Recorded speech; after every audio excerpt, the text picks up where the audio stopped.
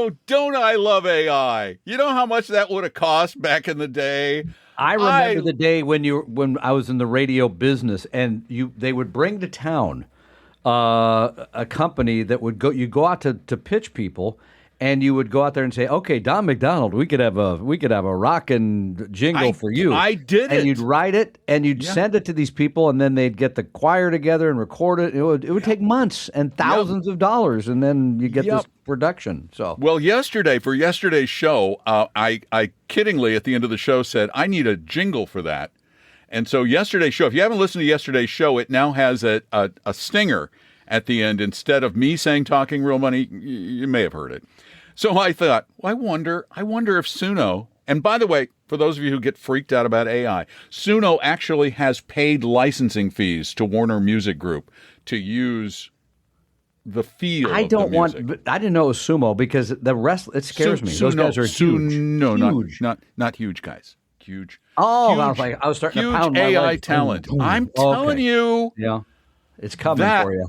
It's scary. I may have a different themed intro now for every show. Wow. Can you do one that just says Tom and no Don on it? Could you make that happen? I didn't put Tom or Don in that jingle. Well, I think we should have one of us there. Ask AI which one they would prefer, and we'll go from there. Yeah. I'm afraid my AI knows me better than it knows you, so it's going to be a little biased. So I just want to be fair. Hey, everybody, welcome to Talking Real Money. We own that song, by the way. We own that song. We own the rights to that. That's crazy. Isn't that amazing? Really is. Yeah. So today, a lot of questions. So we're going to get really, really quickly through our topic of the day, which is active managers. Let the whining begin. Looking for another excuse. They really are desperate to find a reason why they are no longer the cat's meow. Or is it the cat's pajamas? I think it's the pajamas in this case. And the other thing is fascinating about this. See who the author of the study is? Yeah, it's a PhD. It's a student. It's a PhD. I mean, a PhD student, but Yeah. No, bright. I mean, but here's the thing about this study. This was from Spencer Jacobs in the Wall Street Journal. He alluded to this. This study is another excuse as to why index funds, indexing has made active managers less useful, I think is a good And way let's to go say back. it. Remember, look, you go back about 25 years. 1 out of $20 was invested in an index fund, something like that. It was a very small number. In stock. And today it's 1 out of 2. Well, it was considered un-American. Yeah, exactly. It's commie. Today you could argue a little, but it's about half of the money is managed using index or index-like products, right? Mm-hmm. Rules-based and blah, blah, blah. And so there's been a lot of whining and complaining by the active managers because guess what? Their lifespan is going to be, less than the dinosaurs because they're going out fast. And you didn't even need the cataclysmic event. So it's a fascinating thing that there's this new study by Hannah Unterberg. Didn't we have Bessenbinder on one? Do you have somebody calling? Yes, I do. So I didn't think you'd be hearing that. Is it important? I don't know. No. Well, it's my daughter. She's at the airport, and they're leaving for the college orientation. So depends on the Broncos. Oh, Your that pains daughter's me. about to become a Bronco. You have no idea. A Raiders fan gets to root for a Bronco. I can feel the hives every time you say that. Again, it just starts exploding. Your daughter's a Bronco. I love that. So there's a lot of discussion about how this happens, right? Why can't active fund managers, and we're talking about traditional active fund, picking stocks, timing markets, being in sectors, finding a hot manager, all the things that were the way the industry really was until index funds came around and became more popular in the 80s, 90s, and certainly the It is complicated, but it's an explanation. So now there's all these studies as to why they're underperforming. Okay, let me wait. Can I rephrase that? A little hard to understand, I think, of why they underproduce. So let me record, please. It's an excuse, not the why, but it's the won an award. As I said, let the whining continue. This is an award-winning. They're calling it an award-winning paper. I don't know what that means. I guess the paper that she wrote for, of some kind. Okay, here's the thing. It's basically what it's saying is that because of the sheer weight of the index funds and index ETFs in the marketplace, it has made the market overall more efficient. There aren't the price discrepancies where people misprice securities like there used to be when there wasn't this behemoth that just bought stocks at market value. That there's no longer the inefficiencies that can be exploited by active managers. Now, active managers will say that differently. They will say that what the indexes have done is kind of averaged out the market and taken away their ability to pick better stocks. But what I believe, and what I think you'll find most of the academics believe, is that the market has become better at taking all available information and coming up with a relatively fair price thanks to indexing. It's not again, they're whining because they can't beat the market anymore. The best you can do is be the market, and then if you charge extra fees, you lose to the market.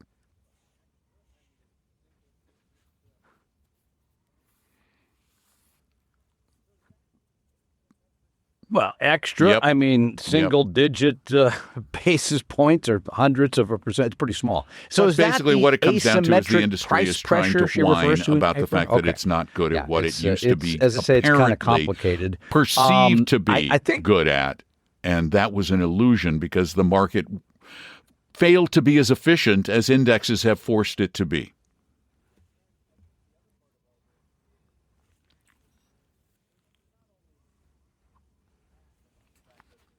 Yeah, and I think the other part of all this is the active managers. They're not only mad about the fact that they've become far less significant than they once were, but they keep referring to the market as being broken, fundamentally broken, et cetera, due to the fact that this money comes in every 2 weeks into 401ks. It buys index funds. And so they don't feel that prices are really, that people are really looking at the company one by one to say, well, is Microsoft really worth that much? What they're saying is the elite people aren't setting the prices. And the rest of them. And so they're saying that's they're not. Nobody's. The whole argument comes down to: are they smarter than the market? They believe they are, and they just think the market is a bunch of stupid people, and that the pricing that you see now is because people who are buying and selling stocks, which are in the millions, are stupid because they're just buying the indexes. It's a spurious, twisted, convoluted argument that really doesn't hold a lot of weight. And we think is probably just, again, a whine.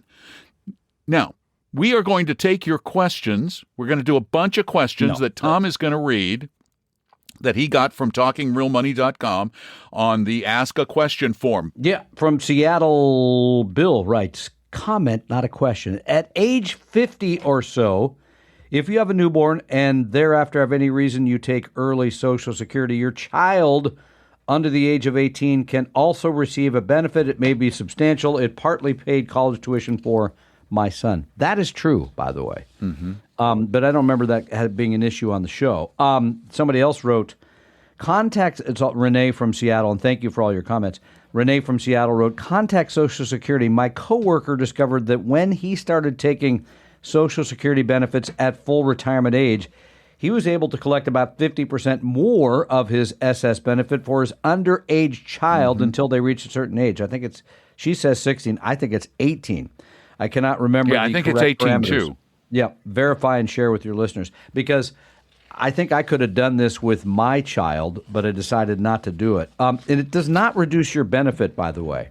It was only going to be a very short time in my house anyway. Yeah. So, but yes, those tricks still exist with Social Security, and they do not affect your benefit when you do take it for retirement. Strange trick. It's just an unusual kind of a thing, you think. Okay, now to real questions that came into talkingrealmoney.com. This one comes from the UK.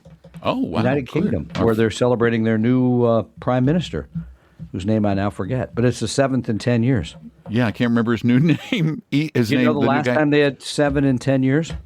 No, I don't. The time of the American Revolution. So wow. We're already independent, so we don't have to worry about That's it. because King George was going mad.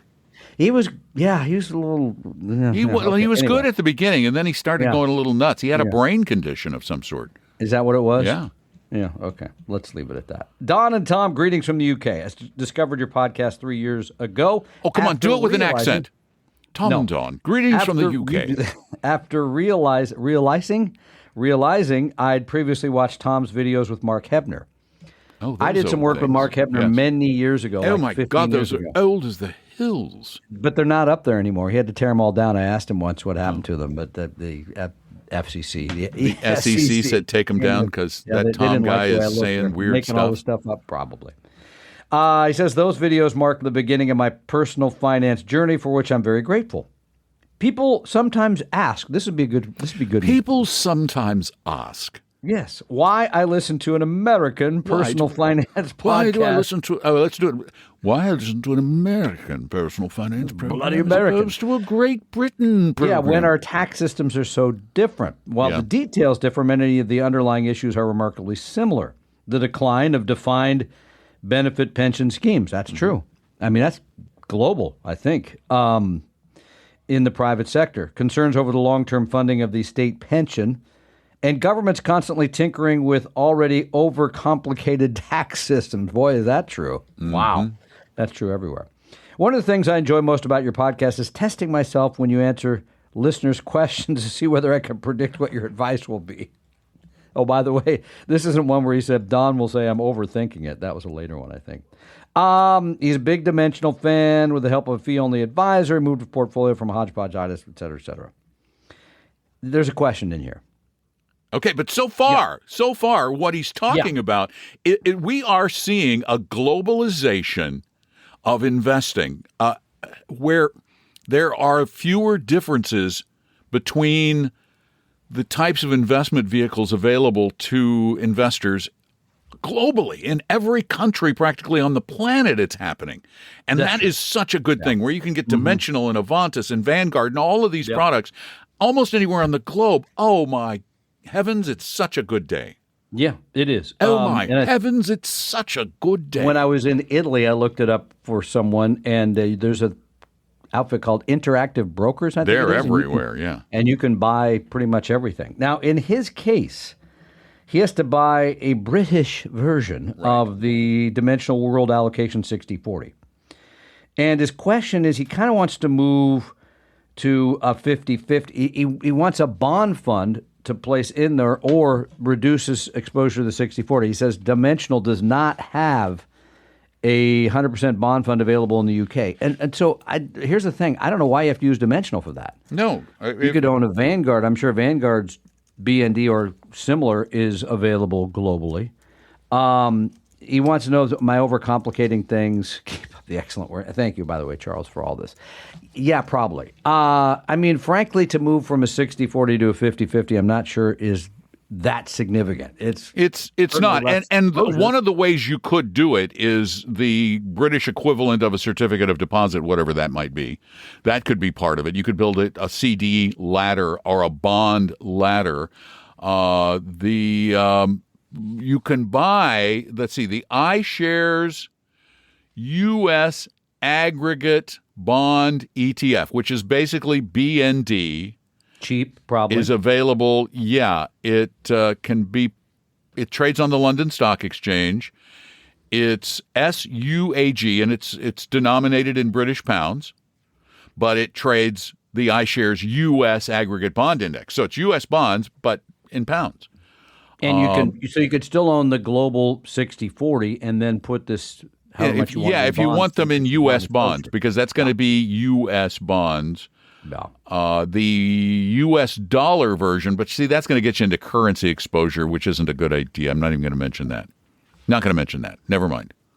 I think that's a pretty simple solution. Yeah. I like the fact that you're keeping it simple to self-manage. It makes sense. And here's the other thing, Charles. Extremely sorry about the World Cup. Extremely sorry. He is actually sorry. He was rooting for Great Britain. He was rooting for England, not Great Britain. I'm sorry. Yeah. Scotland has a team. Northern Ireland, et cetera. So but you know, the CD thing, I think that's a very good way to get a fixed income portfolio. The UK has The bank instruments have bond in their name. They're called, I think, fixed-term bonds or fixed-rate bonds, but they're from banks, and they're insured up to £120,000 per person per institute, just like our CDs. Yeah. So, but Ladder it up. Yeah, you get a 5-year ladder for the other 10%. What that adds is you got the bonds in the regular fluctuating bond exposure in the dimensional fund, and this gives you non-fluctuating, a component that really doesn't fluctuate if you never sell. And what are you getting for a 5-year CD right now? Is it I'm still averaging right 4? about 4. Yeah, Okay. I'm averaging 4 across my ladder. Nothing wrong with that. And it's locked in. Probably keeping up with inflation. Yeah. Probably. You know, Barely, depending but on what probably. You're buying. You're not cutting your trees down the way Don does. You're probably okay. So Got a new bid, though, 3,600. Feeling better. Oh, wow. Yeah. That's major. Can we say it? Undercutting? Sorry. Thank you. I'll be here all week. From Muskego, Wisconsin, Roy writes, my daughter, 47, just profited $200,000 from a deal. A I'm just deal. letting that soak for a Drug minute. deal? What? I don't. It Did didn't he say say. what kind of deal? Good point. Yeah, she has a small Roth IRA of $50K. She and her husband have an income of $160K. Mm-hmm. This sounds like one of those, math problems or something. House payment is under $1,000. Hey, I Is like there a that. train involved going west? At 3 miles an hour, and you got to go over the hill. That's going to reduce it to 1.5. She needs a car soon. Yeah. There's a lot of. Well, she's got $200,000. She can afford a car. So how should she invest the $200? Keeping in mind she needs a car soon. Anything Okay, she needs. I hope she's not going to pay $200 for a car. Anything she needs for a car goes into high yield savings. Yeah. Period. And that's still paying 4. close to 4, I think. No, you can get nothing 4. wrong with that. And I hope, by the way, new car today, I think I just read, the average is like $55K. Yeah, I got to tell you, crazy. I am a huge fan of CarMax now. I Is he a love good guy? CarMax. I haven't seen him. Is he on TV? Is he a personality of some Another kind? bad dad joke. I'm sorry. I found CarMax. I compared CarMax and Carvana. I found their prices to be a little better at CarMax. Okay. CarMax actually has really good service. I was surprised how good their service was. So you can save a lot of money. My Armada is from CarMax, and it's been a great. And if car. I can make a suggestion around this, I got it a few years ago, and I love it. The hybrids, I think, are just. Oh, I have a Honda hybrid. Love my hybrid. It's just so good. It's so good. And I buy gas once a month. Whether he Not needs my to or electricity. not. What's that? Whether you need to or not. No, but it's nice. So, okay, so going back, you got $200K. First of all, I'd pay whatever taxes I owed on the deal. Get that out of the way. Unless it's an illegal drug deal, and then Well, then don't maybe there aren't. And any move it all taxes. into Bitcoin and Just- hope for the best. Yeah, buy a car wash and launder it. I forgot the car wash. Forgot the that was car wash. great, too. I know. What a that great where they show. open the storage bin and they have all that money there. I thought, God, what would you? That would just. But you can't do anything with it. That was the whole irony. That's fascinating. Anyway, so You could take it to Panama, spend it down there. They're dollar denominated. How do you get it from here to Panama? A truck? Oh, I see. Like drive it, put it in a truck, drive and it down across through the border. Mexico. That's true. You could bribe people. You got bribe know, money for all along the way. That's a good point. Yeah. Okay. All right. There's your idea. 200. I have a criminal mind, apparently. Good. You're good for you. Got to make a buck, kid. Okay. So let's assume, for sake of argument, that you're going to spend. Gosh, I hope it's not more than 50 on the car. 50. Let's say 50. I hope. Yeah. Then I would take. Is it 7,500 per Roth now? Per year? Yeah, I think so. I would take 7,500 for each one of you, daughter and husband, and put that in the Roth IRA contribution for 2026. Okay. Well, that sounds like that's good. And then the rest of it, just invest in your brokerage account That's right. based on your portfolio. Yeah. But Don's right. Put whatever you're going to need for the car, whenever you're going to need that, that should just be in high yield savings. Don't mess around with that. Then I would do the Roth, no question. And then from there, I would open a brokerage account and invest the rest. Yeah. All right. There we go. Muskego, we got you. We got it. We got more. You want more? I'm ready, sir. And by the way, it is 7,500 under 50 and 8,600. Weird number. Wait, what? Oh, 8,600 if you're remember 50. this every year. That's just I know. 8,600. 86. Gosh, I'm not sure I did that right for 20. I got to look at that for 20. I think I did 8,500 for each one. Anyway, all right.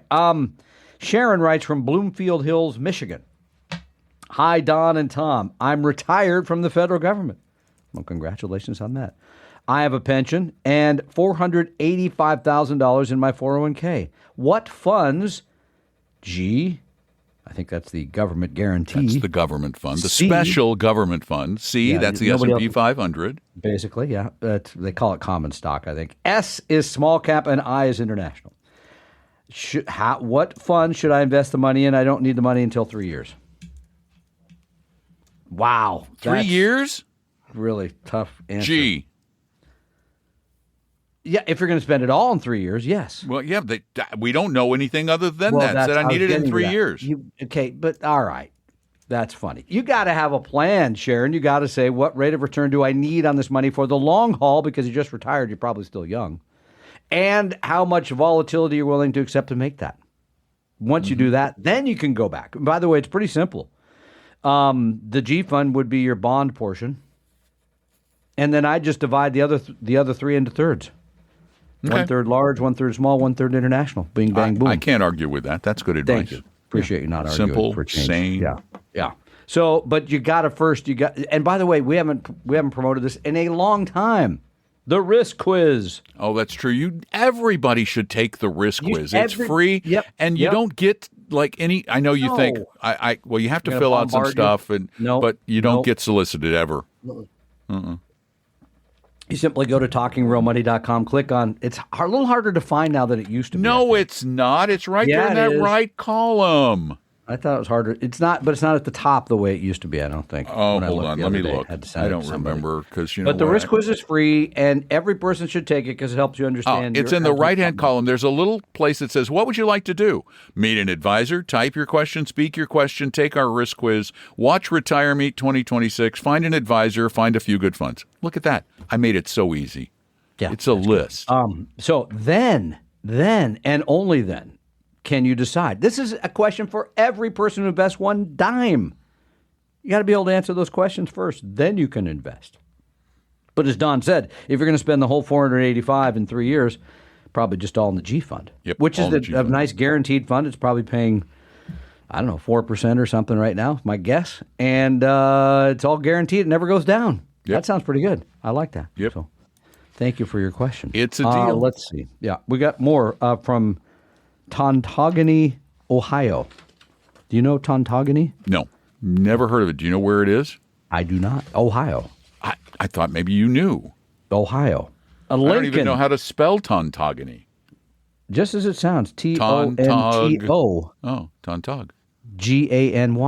All All right, I'm now going to have to find out Yes, where I the know. heck it is. And by the way, when we say this on the show, we're not meaning to insult you. We just don't know. I don't think think people sometimes- are. I wouldn't be Okay, sometimes insulted I if say I somebody don't know said that town. Celebration, Florida. They Duval, Washington. I consider that a badge of honor. I go to Google and I look up Tontogany, and the Yeah? first thing that came up is a junkyard for old equipment. The Okay, it's Lincoln. the Historical Equipment Museum. The second largest in the country? Yeah, okay. Never mind. It is in Wood County, Ohio. It's just northwest of Bowling Green. Oh, okay. I know the part of So the state at least. south of Toledo. Yeah. Going to ask the question now? Yeah, of course. I was trying to help people out. Population 387. Okay, so now you can see why we wouldn't know it. Right. I wonder what the population of Duval is. It can't be more than maybe 1,000 people. Anyway, Lincoln says, I'm planning for retirement with a $4,000 a month pension, $1,300 in Social Security that covers most expenses at 65, and I have $700,000 in a traditional IRA. I asked AI for advice. It suggested turning on dividends for additional income in retirement. No. It said have 40% in SCHD, which is a dividend-paying ETF. 10% in JEPI. We know that one, JEPI. 10% in JEPQ, JEPQ. 20% in VGIT, which I do not know, and 20% in SGov, which is a bond fund. It stated that turning on dividends would pay $2,000 to $3,000 a month without ever having to sell shares. Wait a minute. How much does he have? 700. So let's see. Let's just take it at the low end. So that's 24 a year on 700. Yeah. All right, I put it into Chat GPT. I said, Chat suggested dividend funds to a listener. And I said, is that terrible advice? Recommending dividend funds without understanding the listener's taxes, total portfolio, income needs, and risk tolerance is lousy advice. Dividends aren't free money. Thank you. Yeah, AI. Yeah, anybody else who runs around and tells you, just get your 5% of your... You're limiting the exposure to the stock market. And it really depends a lot on... we would need to know the exact question asked. Well, you can change AI's opinion by asking the question in a certain way. Well, that's true. So, but generally, here's what we suggest if you need to generate income from a $700,000 portfolio, right? Okay. First, we're going to find out, as we said before, what your ability to take risk is, how much you can take up and down. Number two, how much money you need from the portfolio, right? Yeah, Does it need to be $24,000 a year, right? Then we build the right portfolio. In other words, how much in stocks, how much in bonds. And at the end of every year or so, we're simply going to rebalance. This year we'd be selling things like emerging markets because they're way up above everything else and putting that money in your pocket. Then we do the same thing a year later. Basically, sometimes we do it more often. You can do it semi-annually. But that approach, that total return approach, it turns out over time has been better than harvesting and it dividends. Makes sense. It should be. It should be from both a risk and a return standpoint better because you have greater diversification. The problem we as investors and apparently as AI assume that these dividend-paying stocks, that the dividends they're paying are as safe as the income from high-quality bonds, and it is not even close. Generally speaking, if a stock is paying a 4 or a 5 or a 6 or a 7% dividend, these are companies that aren't in the best financial shape. Good companies tend not to pay out a lot in dividends because the more you pay out in dividends, the less you have to reinvest in your company and grow it. And remember, some of the reasons that dividend percentages are high is the stock price has gone down. Right. People have a tendency to forget, wow, what a ratio. So, and by the way, you're going to get higher dividend-paying stocks, generally speaking, in a value-tilted portfolio anyway. Because the lower prices are how value is determined. So, no, that was bad advice. Bad advice. Yeah. That concludes our questions for today, sir. I know you're big on your jingles, and you got the whole group warming up in the back there, and they're ready to go. And I do. I'm just, I'm fascinated to see how many different stingers and jingles we can come up with. I want one. When I think of the 70s jingles, I was thinking Tom and Don on Talking Real Money, something like that. That's what I was thinking. But wow, that isn't nearly as creative as what we were working on. I know. Well, that's okay. I'm not the creative guy here. I'm the business guy. So you're the creative guy. All right. You do so I'm going to come up with, let's see, we had yesterday's stinger. I don't think I'll use it again today. I think I'll use this one. Talking real money. Talking real money. The opinions and views expressed on this podcast were current on the date recorded. Opinions, estimates, forecasts, and statements of financial market trends that are based on current market conditions constitute our judgment and are subject to change without notice, including any forward-looking estimates or statements which are based on certain expectations and assumptions. Although information and opinions given have been obtained from or based on sources believed to be reliable, no warranty or representation is made as to their correctness, completeness, or accuracy. Information presented on the podcast is not personalized investment advice from Rapella Wealth. The views and strategies described may not be suitable for everyone. This podcast does not identify all the risks, direct or indirect, or other considerations which might be material to you when entering any financial transaction. Past performance does not guarantee future results, and profitable results cannot be guaranteed. We hope you realize that the information provided on Talking Real Money is for informational, educational, and hopefully enjoyable purposes only. The podcast is not trying to get you to buy or sell any financial products or securities. Instead, the program is provided as a public service by Appella Wealth, a fee-only registered investment advisor. Please see Appella Wealth's ADV Part 2A on our website for information regarding Appella's fees and services. Appella Capital, LLC, DBA Appella Wealth, is an investment advisory firm registered with the Securities and Exchange Commission. The firm only transacts business in the states where it is properly registered or excluded or exempt from registration requirements. Registration with the SEC or any state securities authority does not imply a certain level of skill or training. Appella does not provide tax or legal advice, and nothing either stated or implied here should be inferred as providing such advice. Thanks for listening, and please visit TalkingRealMoney.com for more information and important disclosure related to performance of any specific index or fund quoted in this podcast. And the lawyers get richer.